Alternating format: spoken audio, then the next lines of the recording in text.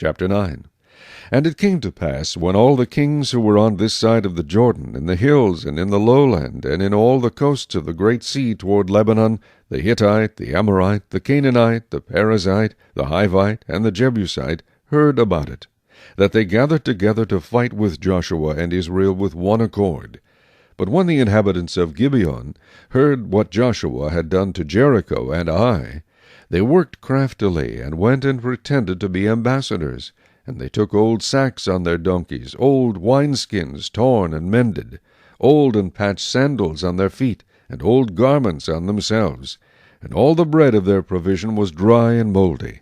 And they went to Joshua to the camp at Gilgal, and said to him and to the men of Israel, We have come from a far country. Now therefore make a covenant with us. Then the men of Israel said to the Hivites, Perhaps you dwell among us, so how can we make a covenant with you?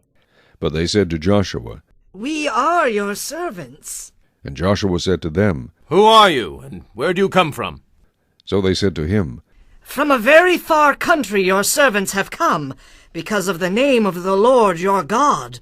For we have heard of his fame, and all that he did in Egypt, and all that he did to the 2 kings of the Amorites who were beyond the Jordan, to Sihon, king of Heshbon, and Og, king of Bashan, who was at Ashtaroth. Therefore our elders and all the inhabitants of our country spoke to us, saying, Take provisions with you for the journey, and go to meet them, and say to them, We are your servants. Now therefore make a covenant with us. This bread of ours we took hot for our provision from our houses on the day we departed to come to you. But now look, it is dry and mouldy, and these wineskins which we filled were new, and see, they are torn.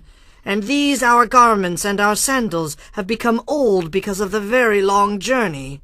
Then the men of Israel took some of their provisions, but they did not ask counsel of the Lord. So Joshua made peace with them, and made a covenant with them to let them live. And the rulers of the congregation swore to them. And it happened at the end of 3 days after they had made a covenant with them, that they heard that they were their neighbors who dwelt near them. Then the children of Israel journeyed and came to their cities on the 3rd day. Now their cities were Gibeon, Chephirah, Beeroth, and Kirjath-jearim. But the children of Israel did not attack them, because the rulers of the congregation had sworn to them by the Lord God of Israel. And all the congregation complained against the rulers.